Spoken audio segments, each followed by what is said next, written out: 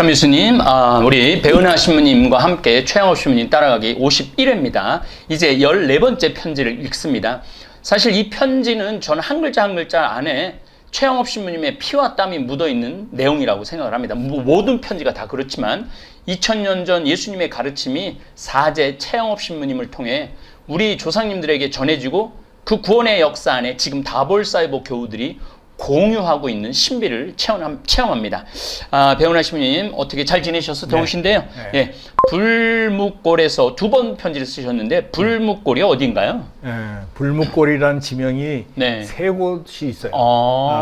첫 번째는 충남 서천군 판교면 흥림리에 있고 두 번째는 전북 부안군 산내면 중계리에 불무동이 있어요. 그리고 세 번째는 충북 진천군 백곡면 간월리, 네. 그곳에 불묵골이라고 네. 하기도 하는데 네. 학자들에 따라서 여기다 저기다 이견이 있는데 이 책에서는 충북 진천 백곡면 그 베티의 한 교촌이라고 보고 있습니다.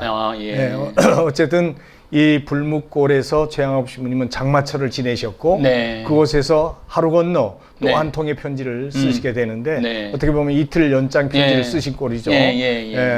전날 9월 14일에는 전임 신학교 교장 르그레주아 신부님에게 그리고 또 한 번은 이제 현재의 교장 리부아 신부님에게 보내는 편지를 썼기 때문에 편지가 하루 사이로 쓰여졌지만 같은 장소 썼지만 수신자는 다른 편지. 그렇게 볼 수가 있죠.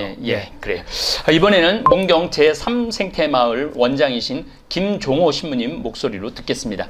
사실 최양업 신부님 편지는 제가 우연하게 이렇게 이제 뭐 여기 작년에 배론 성제까지 도보 성제하면서 읽게 돼갖고 너무 좋아갖고 우리 신부들이 12월 첫째 주에 피정을 하거든요. 평창 생태마을. 야, 이번에는 우리 최양업 신부님 편지로 피정을 하자. 그래갖고 그때 이제 신부들이 다 녹음을 해놓은 거예요.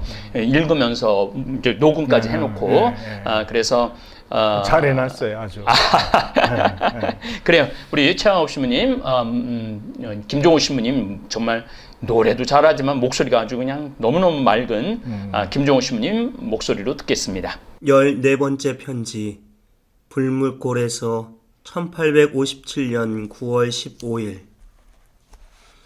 예수 마리아 요셉, 지극히 공경하올 리부아 신부님께, 어제 제가 르그레주아 신부님께 편지를 쓰면서 다 말씀드렸기 때문에 신부님께는 따로 드릴 말씀이 별로 없습니다. 르그레주아 신부님께 드린 말씀은 곧 신부님께도 드리고 싶은 말씀이기 때문입니다. 그러므로 너그러이 양해해 주십시오. 그리고 르그레주아 신부님께 보낸 저의 편지를 신부님께도 보낸 것으로 여기시고 읽으시기 바랍니다. 신부님이 1856년 8월에 보내주신 편지는 잘 받았습니다. 만일 신부님께서 가끔이라도 저에게 편지를 보내주시지 않으신다면 저는 외로움과 적적함을 어떻게 달랠지 모르겠습니다. 우리는 모두들 어지간히 건강하게 잘 지내고 있습니다. 다만 우리 베르네 주교님만은 건강이 매우 좋지 않으십니다. 더 큰 병에 걸리시어 우리 곁을 영원히 떠나시지나 않을까 하여 매우 걱정이 됩니다. 주교님은 우리를 위해 너무 많이 일하시고 당신의 목자 직무에 너무 골몰하십니다. 만일 이렇듯 위대한 목자를 잃어버린다면 우리는 얼마나 불행하겠습니까? 주교님의 과감한 혁신과 건설로 교우들이 크게 고무되어 있으며 모든 이가 주교님을 다정한 마음으로 우러러 공경합니다. 만일 하느님께서 우리 주교님을 장숙해 하시면 조선교회는 굉장한 발전을 이룩하리라고 확신합니다. 존경하올 다볼리안 주교님께서는 조선교회 역사, 특히 우리 순교자들의 역사 편찬에 전력을 기울이고 계십니다. 프루티에 신부님은 신학교 교장이시고 페롱 신부님은 아직 말 배우는 데 열중하고 있으며 메스트르 신부님과 푸티니콜라 신부님과 저 이렇게 셋만이 베르네 주교님을 도와 신자들의 사목에 종사하고 있습니다. 저에게 직접 상관없고 주제넘는 사항을 신부님께 편지로 말씀드린다는 것은 저의 직분을 넘는 짓으로 보이고 더구나 비방하는 것은 무분별한 짓으로 여겨집니다. 그러나 저는 신부님을 믿고 신뢰하기 때문에 부득이 진정한 마음으로 이런 말씀을 드리는 것입니다. 또 신부님께서도 이런 것을 아셔야 앞으로 일을 처리하는데 크게 도움이 되겠고 또 다른 분들에게도 유용할 줄로 믿기 때문입니다. 다름이 아니라 장 주교님의 선임자이신 고 주교님이 생존하셨을 때 신자들 사이에 말이 많아 주교님을 원망하는 소리가 높았습니다. 가장 큰 이유는 고 주교님께서 당신을 보좌하는 복사들을 잘못 쓰셨기 때문입니다. 그 복사들은 크게 비난받을 짓을 많이 범하고서도 양반임을 내세워 항상 너무 거만한 행세만 부림으로 모든 교우들한테 미움을 샀습니다. 그러나 유독 고 주교님께서는 그들만 사랑하시고 신임하시어 그들하고 모든 일을 의논하셨습니다. 제 생각에 이를 그대로 두면 주교님께도 해로울 것이고 일반 교우들에게도 손해가 되겠기에 주교님께 여러 번 편지도 올리고 직접 면담하면서 그들을 내보내시라고 진언하였습니다.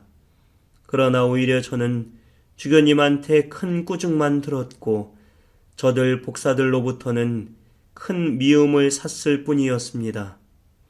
페레올 고 주교님께서 별세하시자 다시 신자들 사이에서 저들을 추방하자는 여론이 일어났습니다.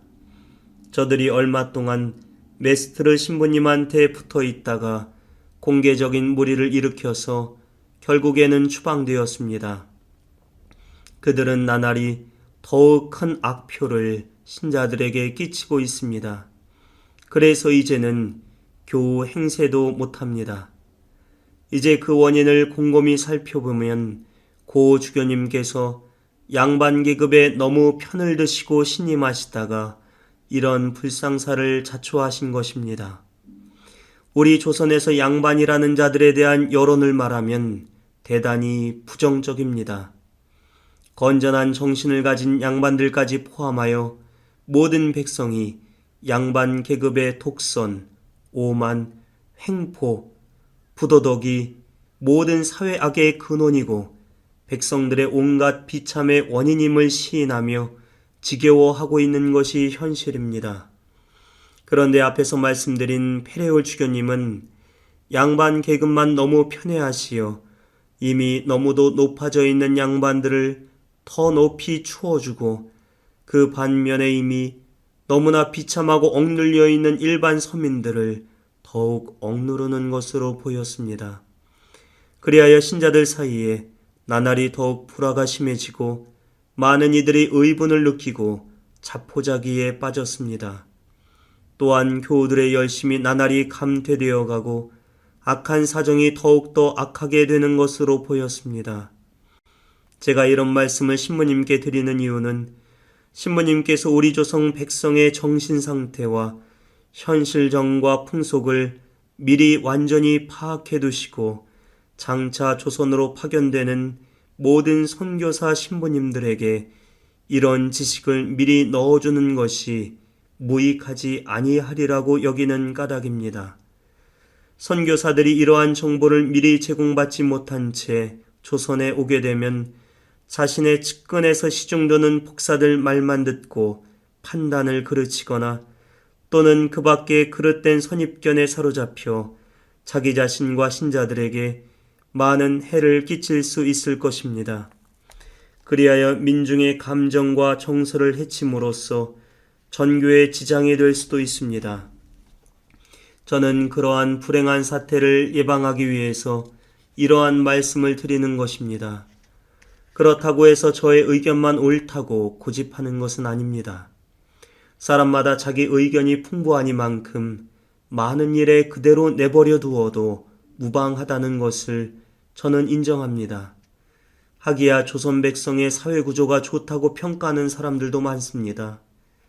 현재 조선의 양반제도는 일부 양반에게 모든 권리를 인정해 주어서 그들 자신만을 위하여 남용할 수 있게 해주고, 그 반면에 일반 서민은 양반들의 온갖 부당한 횡포를 애누리 없이 완전히 당하도록 강요하는 제도입니다. 그리하여 교만한 양반들을 언제나 더욱 오만방자해지도록 부추기고, 비참한 백성들을 언제나 더욱 비참해지도록 내리누르는 것이 조선의 사회 구조입니다. 이러한 사회 구조가 좋다고 말하는 사람도 있기는 있습니다. 그러나 그런 제도하에서는 형제의 우애와 애덕이란 것이 있을 수 없고, 천부적 인권은 완전히 무시됩니다. 오로지 양반 계급만 지켜세우고, 양반 계급이 아닌 일반 서민은 마치 내버려진 자처럼 억압합니다. 그뿐만 아니라 이러한 제도는 그리스도의 정신에도 위배됩니다. 그리스도께서는 말씀과 실행으로 항상 가난한 사람과 소외된 사람들의 편을 드시고, 교만한 자와 권세 있는 자에게는 혹독하게 대하셨습니다. 그러나 인간의 본성은 본래 부자와 세력가에게는 아부하고, 가난뱅이와 비천한 자들은 외면하고 뿌리치는 경향이 있습니다.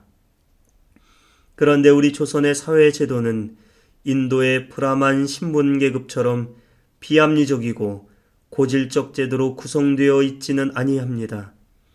조선 사람들은 쉽사리 합리적인 순리를 수긍하고 이성과 정의의 바른 길을 잘 파악합니다. 만일 한마음 한뜻으로 백성에게 동일한 이론을 가르치고 계몽한다면 백성들은 쉽게 동의할 것입니다. 제가 실제로 계몽을 받아 이에 정통한 자가 되어 있지 않습니까? 외교인들 양반들 중에서도 정신이 건전한 사람들은 현 양반 제도가 전적으로 나쁘다고 시인합니다. 이러한 양반 제도가 계속되는 한 조선은 결코 행복해질 수 없다고 비판합니다. 그런데 이러한 고질적인 신분차별은 쉽게 시정될 수 있습니다. 만일 어떤 높은 벼슬의 사람을 등용할 때 그 사람의 출생 선분을 따지지 않고 재능과 인격만 평가하여 등용한다면 양반제도는 강제적인 노력이 없더라도 저절로 쉽게 무너지리라고 생각합니다. 저 개인에 관한 말씀을 드리자면 육신으로는 어지간히 건강하게 잘 있습니다만 정신으로는 날마다 점점 더 약해지고 있습니다. 옛 청춘의 활기를 몽땅 잃어버린 것 같습니다. 옛날에 신부님과 드라 브리니에르 신부님 슬하에서 지내던 시절의 유쾌한 추억을 하루라도 잊을 수가 없습니다.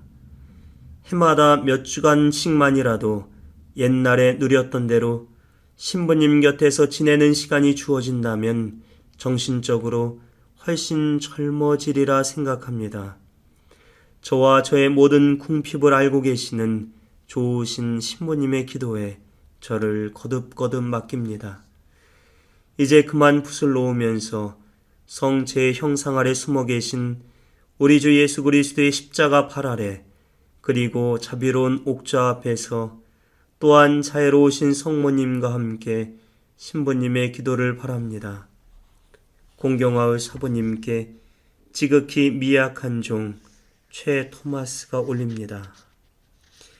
제가 해마다 짧게나마 페낭에 있는 조선 신학생들에게 편지를 보냈는데 저들이 한 장도 받아보지 못했다고 하니 어떻게 된 일인지 모르겠습니다. 혹시 편지가 중간에서 분실되거나 신학교 교장 신부님이 이 편지들을 가로채고 학생들에게 전해주지 않는 것은 아닌지요.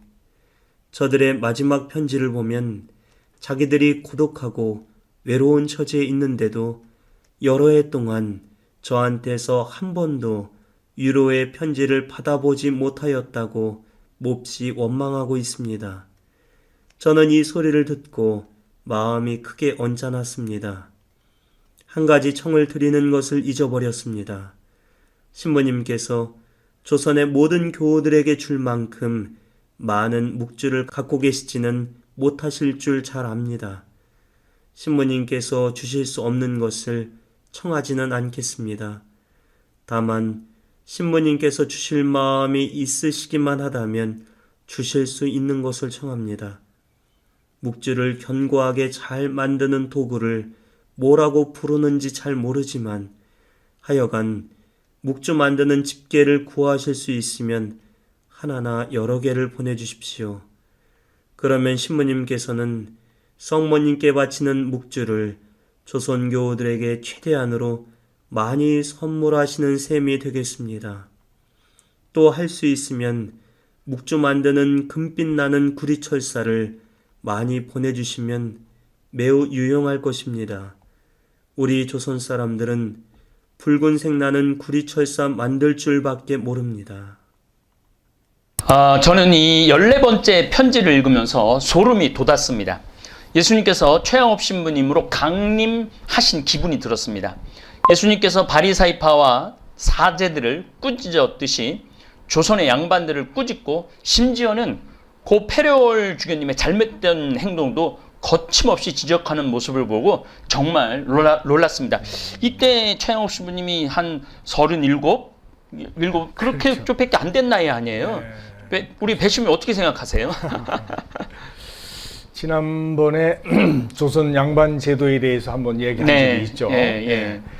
이번에는 최양업 신부님이 그 양반 제도의 폐해는 물론이고 이것이 교회 내에서 얼마나 큰 문제가 되고 있는지 또 악표향이 되고 있는지를 이제 말씀하고 계시는데 특별히 이 문제가 당시 조선교회의 최고 지도자였던 페레올 주교님하고 연관이 되어서 겪게 된 가슴 아픈 사연이기 때문에 장차 조선에 입국하게 되는 선교사들에게 미리 조선 백성들의 정신 상태와 현 실정 풍속을 파악하고 들어올 수 있도록 맞아요. 미리 이런 지식을 주입시켜 주기를 바라는 당부 차원에서 쓰여진 편지라고 이제 우리가 이해를 하면 되겠죠.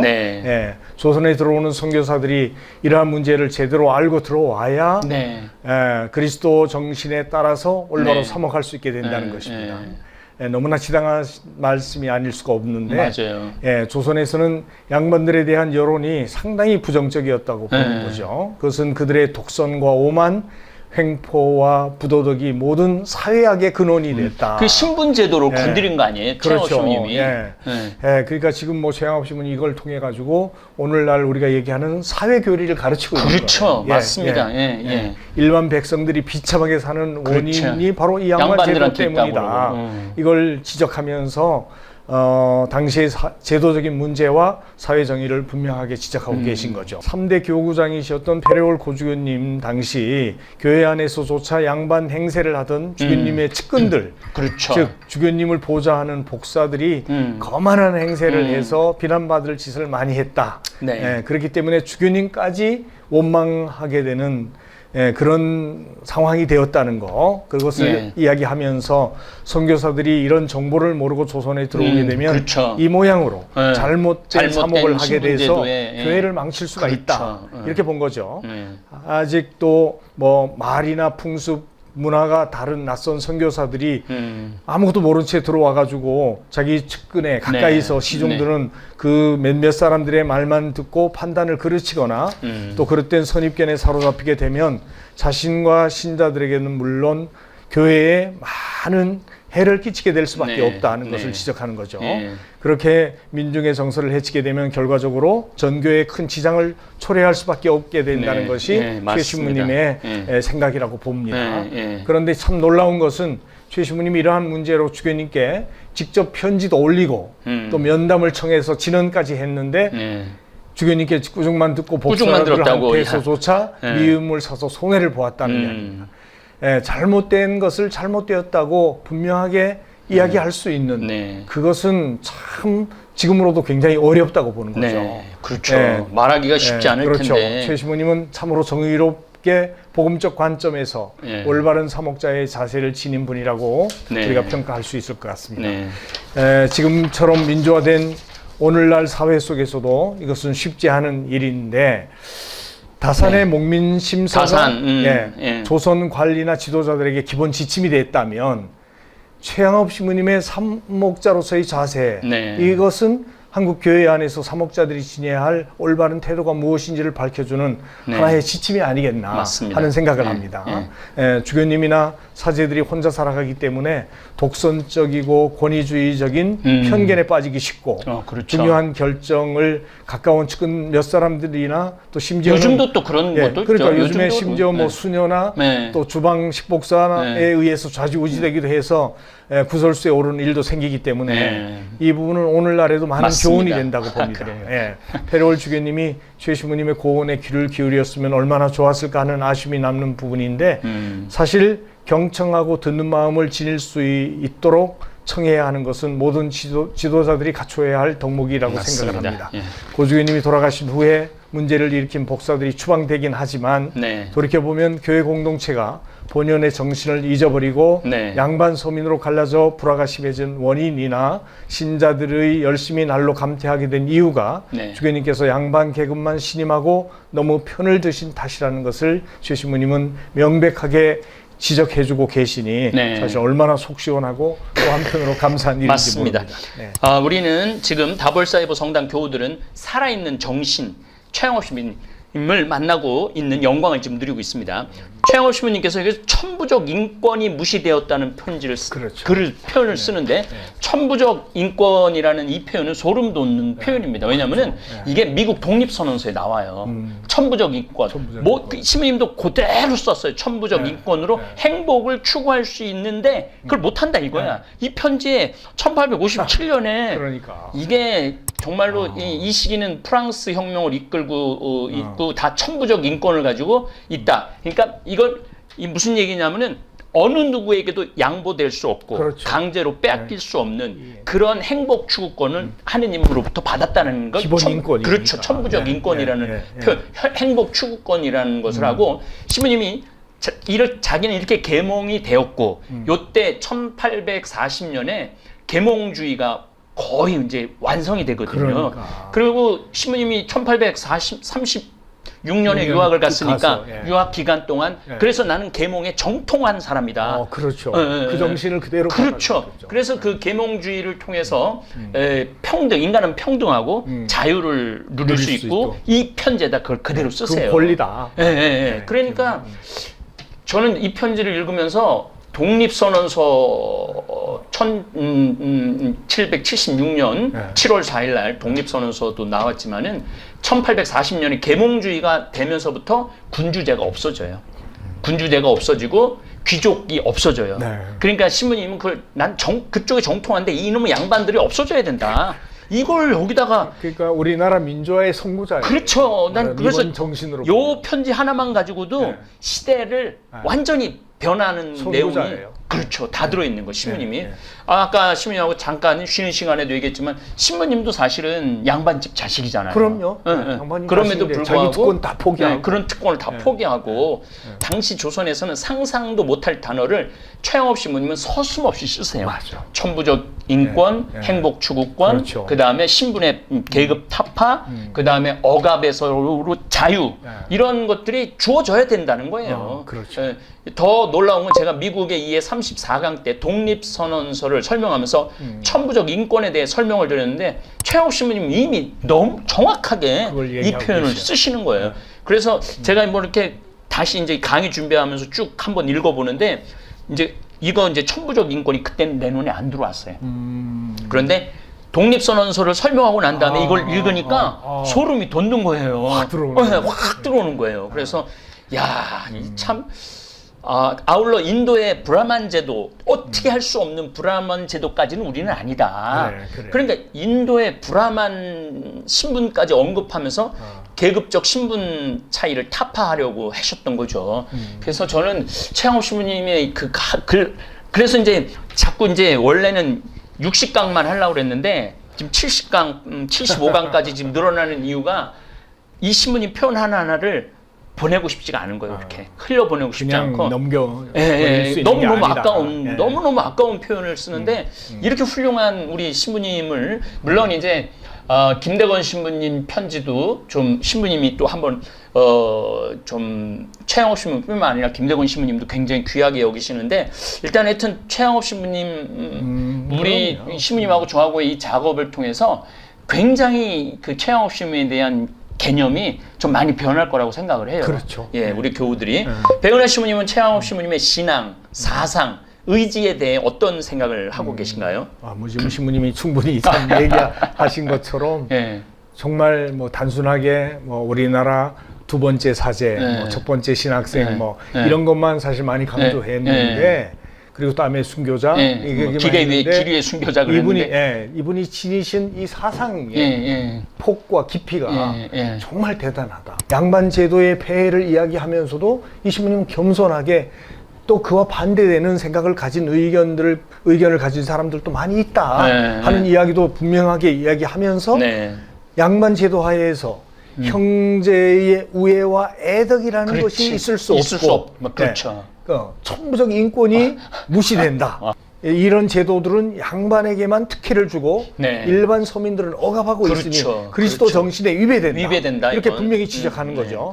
하지만 조선 양반 제도는 인도의 카스트 제도의 브라만 계급처럼 비합리적이고 고질적인 제도는 아니기 때문에 모두가 한마음으로 백성들을 계몽하고 가르친다면 분명히 좋은 결과를 얻게 될 것이라는 희망적 이야기를 들려주는 거죠. 야, 그 당시 국제적인 안목으로 우리나라 사람 중에 그 제도를 알고 있는 사람이 얼마나 됐을까요? 나는 없을 거라고 생각해요. 그런 타국의 문화와 제도를 확실하게 알고 비교하면서 우리가 가진 가능성을 보고 어떤 새로운 비전을 제시한다는 것은 정말 선구자의 역할이 그런 그릇이 아닐 수가 없다. 그렇죠. 이런 생각을 합니다. 최 신부님은 구체적으로 그걸 타파하기 위해서 제도를 혁신할 수 있는 방안으로 나라에서 인재를 등용할 때 출신 성분 따지지 말고 인격과 재능만 평가한다면 양반 제도 저절로 없어질 것이다.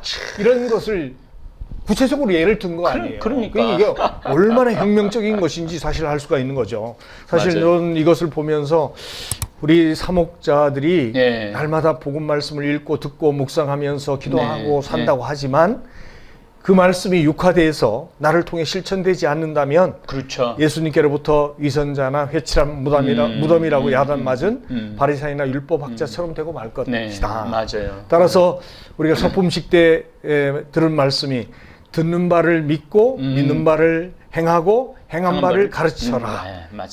그걸 정말 겸손하게 실천할 수 있도록 자기 자신을 성찰하는 것이 필요하다 하는 생각을 하게 됩니다. 또한 교회 안의 모든 제도나 지위는 예수님의 말씀이 기준이기 때문에 그게 아주 분명하게 나오더라고요. 오로지 봉사하기 위해서 모든 제도나 지위가 존재하는 거지 다르게 지배하라고 준 거 아니다.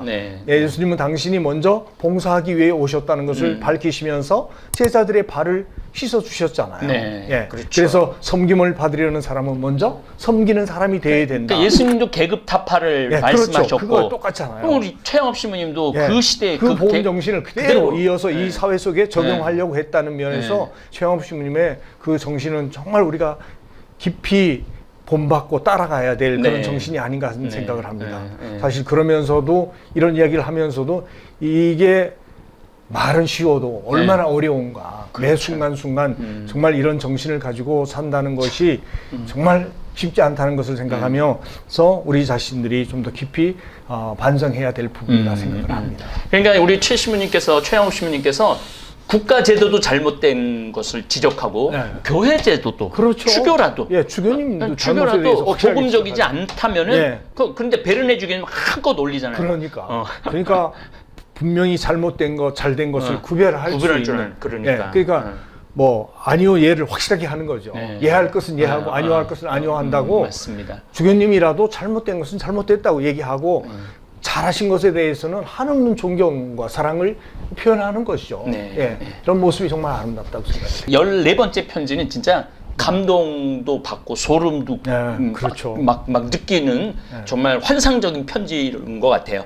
근데 또 페낭으로 내가 저기 최영욱 신부님이 3명 신학생에 대한 언급을 하시는데 최영욱 신부님 정말 대단한 것 같아요. 그렇죠. 네. 정말 대단해요. 근데 뭐 신부님 말씀이 잠깐 들어보니까 최영욱 신부님이 뽑은 거라고. 그렇죠. 이제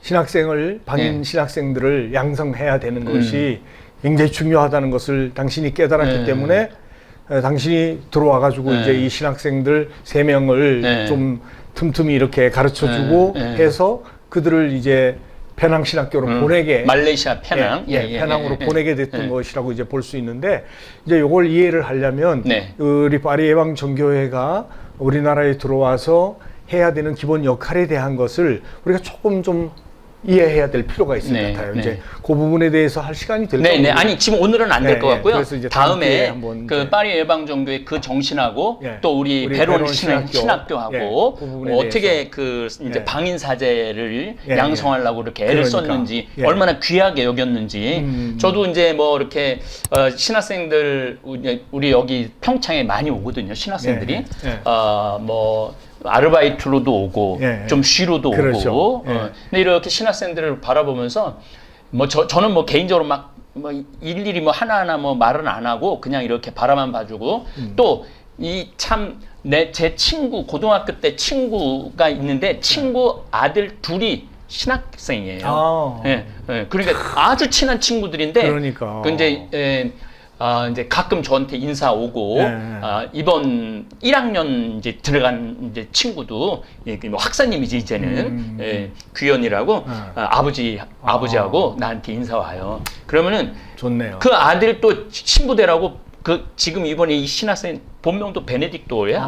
뭐 저 생각하면서 줬다 그대로. 그러더라고요. 그래갖고 이제 그 친구 아들이 아니라 내 아들 같은 느낌이 드는 거예요. 그래서 다니엘하고 베네딕토 둘 내 친구 아들들인데 정말로 이제 그 친구들이 이제 신부가 되면은 얼마나 좋겠어요. 그렇죠. 그래서 사랑스럽죠. 맞습니다. 너무너무 사랑스럽고 그래 귀하고. 진짜 이게 최영업 신부님이 이제 조선의 교회를 위해서 이제 조선 교회가 그때 2가지 방법으로 하나는 유학을 보내는 거, 하나는 국내에서 베론에서 신학생 양성하는 거, 이제 2가지 방법 이제 선택하게 되는데 이제 1852년에 처음으로 이제 한 2명을 신학생을 보내려고 했는데 실패했어요. 그리고 나서 이제 1854년 이제 3명을 이제 페낭으로 보내는데 아까 말씀드린 것처럼 장수 신부가 들어온 그 배를 이용해 가지고 상해로 거쳐서 이제 페낭으로 이제 보내는 방법이 되는데 그때 이제 간 신학생들이 페낭 신학생들이 임빈첸시오, 김요한, 이 바울리노라고 하는 학생들이에요. 근데 이제 이 학생들은 나중에 사정이 있어가지고 학업을 중단하고 61년부터 63년까지 모두 귀국해서 이제 베론에 1855년에 신학교가 생겼으니까 그곳에서 이제 공부하게 되는 거죠. 그리고 그 이야기는 이제 따로 시간을 편지에 나오니까 그때 다루도록 하겠습니다. 우리 다볼사이버 교우들 지난 금요일 때 지난 토요일이죠. 지난 토요일에 배은하 신부님께서 다리가 없는 한 장애자가 신부님하고 이렇게 그 정말 감동적인 얘기를 너무너무 잘 들었는데 매 시간 이렇게 특별한 그 은혜가 여기 내리는 것 같아요. 그래서 하나님께 감사드리고 우리 배은하 신부님한테 감사합니다. 여러분들 더운 날인데 잘 좀 지내시면 좋을 것 같아요. 다음에 끝내기 전에 내가 묵주를 이렇게 해서 받아서 자세히 보니까 진짜 이름 본명까지 다 새겨놓고 했는데 다시 한번 진짜 감사드리고 봉헌해 주신 분이 위해서도 기도하겠습니다. 그래요. 네, 감사합니다. 네.